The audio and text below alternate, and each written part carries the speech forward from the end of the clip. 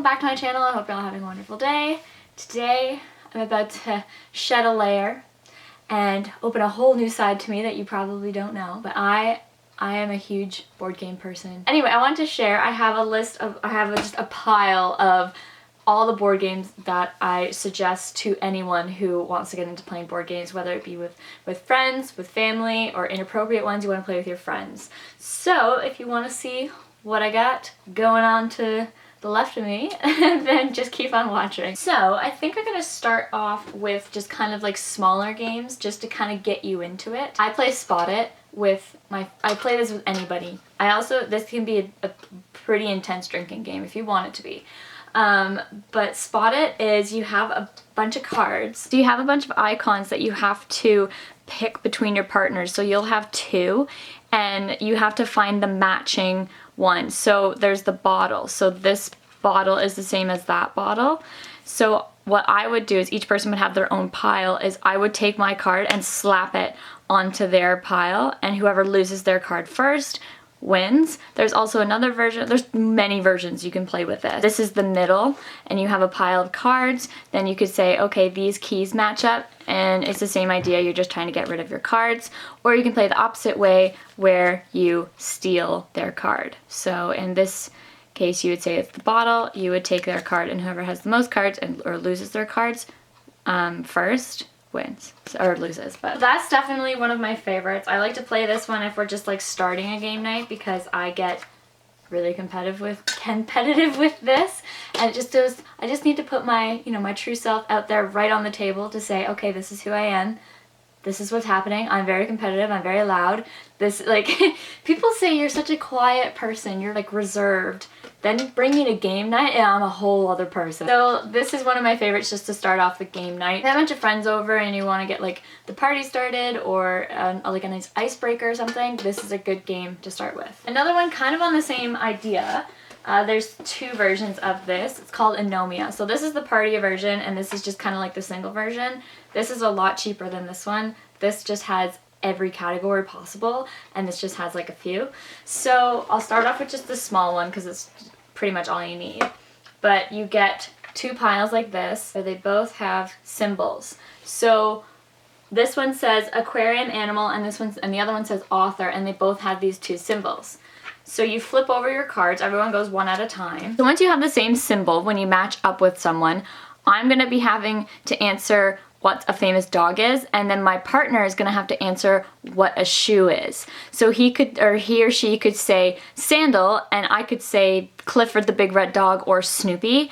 So whoever says that first of the opposite category wins. So you can either play of whoever gains the most cards. So I would, if he or she guessed my shoe, I would have to give them this card, or they would have to give me their card. So whoever has the most cards or the less cards wins, however you want to play it. So that's also another good game if you have friends over and that kind of thing. It can be a bit confusing at first, but once you get into it, holy, cards are flying. Good when you play with friends, because you have to go one at a time flipping over your card. So say once you give like a person a card, your symbol could match somebody else who hasn't been playing that like face-off round, so they could be watching and say, oh, that symbol matches mine, and then shout that, and then you could be losing cards. So it gets pretty competitive and pretty crazy after a while. So, but yeah. So that is another crazy flying yelling game if you're into that. If you are not into that, then I would suggest, if you're having friends over and you wanna be a little bit inappropriate, or you can be whatever you want, that's cool. There's Loaded Questions and Game of Things. These are both the same sort of game in the sense that you get a card and it'll say, like this one on the, actually I'll just open it up. So in Loaded Questions, you'll get a card and you have, like, there's a board to it, so you have to move within it, and each tile on the board has the symbol. So it'll say, what is the best thing about living alone? So now everybody else, except for the person who has to guess, writes down their answer of what is the best thing about living alone. So you could write, walking around naked. You could walk around, or you could say not having to clean up after other people. You could say like things like that. You could make it as sophisticated or like casual as you want, or you can make it super inappropriate. up to you. That just makes it more fun because the person who said that question has to guess who wrote what. So it's kind of funny in that sense. You'd be like, whoa, I did not know that you could say something like that. Like, I learned that from my grandmother. So it's a fun game to play when you have a lot of people around. Even if you don't know who people are or you've been friends for so long, you'll learn different sides about people. And a lot of people see the different side of me of how inappropriate I can be. So yeah, so that's another good game to play if you have a lot of friends over, and you can make a drinking game out of it.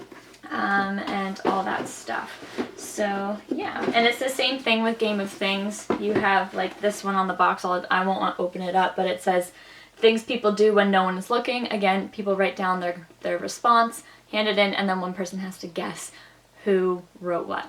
So yeah, so that's a good one if you just kind of want to sit back, relax, have a good laugh, and you're not super like yelling or crazy or anything like that. Another thing that is kind of a bit crazy if you're like me. If you've played Taboo or if you've played Password or Catchphrase, you would like this, that, and everything. So you have 3 cards. You have things, people, and places, and you have to get, so they all have things on the side here, and you have to get your partner to answer or to say what is on your card here. If you were my partner and I had to get you to guess it, I would say Google is a type of, Yahoo is a type of thing, and you would say search engine. I would say blank and cheese, the type of noodle, and you'd say macaroni.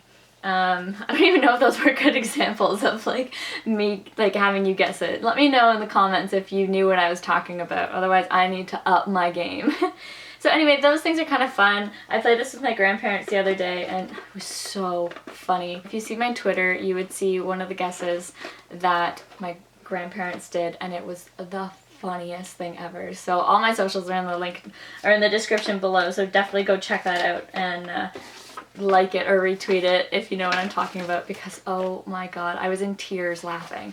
My grandpa is hilarious. And then if you are just a classic board gamer and you just want to kill a weekend afternoon, you can play Monopoly, but not any Monopoly. You can play the Office Monopoly. My friend in grade 10 or grade 11 got me this game, and honestly, to this day, is the best birthday present I have ever received. So if you're watching, Krisha, thank you so much. You knocked it out of the park. But this game, I know everything about. It is The Office. This is my favorite TV show in the entire world. So good. And you play like a regular Monopoly. So if you're a huge Office fan, get that game. It is so good. They literally have a Dwight Schrute piece. That is my piece. And my favorite property I land on is the Korean church van. So if you know what I'm talking about. And then finally, I know I said finally with the Monopoly game, but I forgot about this one. This is definitely a good one, and Jeremy and I are very competitive with it. It's called Qwirkle. If you played Scrabble, you know that you have to make up words and then you connect your words with the other person's word or letter or tile or anything. It's the same thing with Qwirkle. So you have to match up the icons here. It's a little square. It's just like this size here. Like that. Whoops. So see, it's kind of that size. You have to match it up either with the same color or in the same shape. And it goes crazy all over the place. You gain points through it. And it's just a nice way to kill a Sunday afternoon or a Monday evening or something if you don't want to watch TV. It's my long video on all my favorite types of board games. Of course, I have so many more out there, like Pictionary. Cranium is a good one. Illustrations, if you do like Pictionary, is a good one as well. Obviously, Cards Against Humanity. There's also another game called Personally Incorrect, which I prefer over Cards Against Humanity. Let me know if you've played that before, because not a lot of people have, but it needs more respect. So that's a really good game. Humzinger, not a lot of people know what that is. My parents love that game. They played it when they were younger, and now we play it because we listen to classic rock and all that kind of stuff.